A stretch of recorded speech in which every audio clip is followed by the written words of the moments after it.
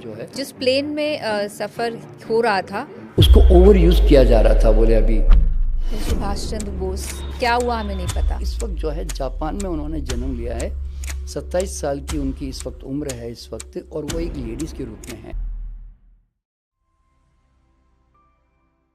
क्या आपको पता है डॉक्टर एपीजे अब्दुल कलाम अपनी पूर्व जिंदगी में टीपू सुल्तान थे, जवाहरलाल नेहरू बहादुर शाह जफर थे, शाहरुख खान एक लेडी बैले डांसर थे, और यही नहीं, अमिताभ बच्चन अपनी पूर्व जिंदगी में अमेरिका में थिएटर करते थे। चौंक गए ना आप? आज हम पूर्व जन्म पर यह पॉडकास्ट इसलिए करने जा रहे हैं क्योंकि हमारी ज़िंदगी के बहुत सारे अनसुलझे पहलू हमारी पिछली ज़िंदगी, हमारी पास्ट लाइफ से जुड़े हुए हैं। और इसे डिकोड करने के लिए मेरे साथ हैं एक बहुत ही जाने माने एक्सपर्ट, जिनकी ख्याति देश में ही नहीं विदेशों में भी हैं।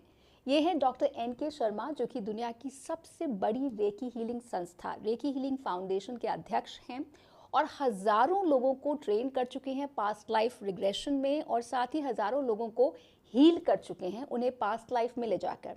यही नहीं, डॉक्टर शर्मा आपको फ्यूचर लाइफ में भी ले जा सकते हैं, यानी ये भी बता सकते हैं कि आपके आने वाली ज़िंदगी में क्या क्या होने वाला है। तो क्या आप हैं तैयार इस बेहद दिलचस्प पॉडकास्ट के लिए? बहुत बहुत स्वागत है डॉक्टर शर्मा आपका आज 1-to-1 विद रिचा पॉडकास्ट में। बहुत नमस्कार सबको। मैं जितने भी लोगों को फ्यूचर लाइफ में लेके गया हूँ ना, तो ऑलमोस्ट मतलब 99% सबके फ्यूचर एग्जैक्टली वही सफल हुए। मतलब मान लो किसी ने अपनी शादी देखनी थी तो शादी उनकी हो गई। भाई किसी को बच्चा होना था कि उनके घर में संतान नहीं है तो उनके घर में संतान आ गई। मतलब जैसे अभी 2 साल पहले मेरे पास आए थे जब संतान नहीं थी, पर मैंने उनको 2 साल के बाद क्या फ्यूचर दिखाया तो उसके अंदर वो संतान उन्होंने देखी, तो वाकई में फिर 2 साल के बाद संतान हो गई। इस तरह से कई लोगों ने मुझे अभी भी मैं कनाडा में था थोड़े दिन पहले, तो मुझे एक सज्जन मिले। वो कहता है सर मैं आपके पास में 2008 में आया था रेकी सीखने, वही गांधी पीस फाउंडेशन में बताया जी।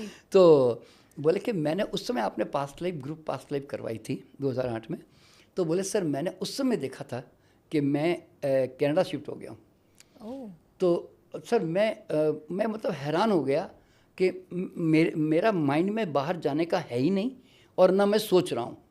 लेकिन बोले सडनली मेरी कंपनी में ऐसा कुछ डेवलपमेंट हुआ कि मुझे उन्होंने कनाडा भेज दिया, और फिर मैं कनाडा में जब आया तो उसके बाद में मैं कनाडा देखकर मैं यहीं सेटल हो गया। तो अब वो करीब वहाँ पे 15 साल से वहीं पर ही है। वो मुझे एक्चुअल में एयरपोर्ट छोड़ने आया, मतलब वो इसी पर्पस के लिए कि सर आपने जो कहा था उस समय वो मैंने वाकई में भी वो सिद्ध हो गया इस तरह से। कुछ लोग गायब हो जाते हैं, वो कहाँ गए नहीं पता। जैसे फॉर एग्जांपल सुभाष चंद्र बोस का क्या हुआ हमें नहीं पता, या फिर कुछ लोगों की मौत बड़े संदेहास्पद स्थिति में होती है, वो उनका क्या हुआ वो इन्वेस्टिगेशन में कभी नहीं पता चला। तो क्या इसके आंसर मिल सकते हैं? उसमें मैंने सुभाष चंद्र बोस के बारे में पूछा है मैंने, तो उन्होंने मुझे बताया कि वो अभी इस वक्त जो है जापान में उन्होंने जन्म लिया है। 27 साल की उनकी इस वक्त उम्र है इस वक्त, और वो एक लेडीज़ के रूप में हैं। और वहाँ पर वो को बहुत बड़ी स्कॉलर है, और वो किसी यूनिवर्सिटी में जो है वो टीचिंग कर रही है इस वक्त। लेकिन वो कैसे, वो उनका टोक्यो में। अंत कैसे हुआ ये हाँ पता नहीं चला? नहीं, अभी क्या होता है कि देखिए पहले तो मैंने उनको इस बारे में पूछा तो उनका कि नहीं वो इंडिया में काफ़ी जगहों पे रहे, इस तरह से बताते हैं, पर वो अंत कैसे हुआ ये थोड़ा मुझे कई बार मेरे दिमाग में भी ये आया नहीं क्वेश्चन कई बार कि उनका अंत पूछूं करके। मुझे तो ये आया कि भाई वो है कहाँ इस वक्त इस तरह से। तो वो तो क्या मतलब होता है। सुभाष चंद्र बोस अब नई लाइफ में जापान में एक महिला के रूप में पढ़ा रहे हैं। हाँ पढ़ा रहे हैं, और उसको वो टोक्यो के अंदर है वो। हाँ और टोक्यो के अंदर है, और वो मैंने पूछा भी है उनका कोई एक आधा नाम, कोई शकीरा साकिल ऐसा पता नहीं, कुछ ऐसा नाम उन्होंने बताया था उस समय।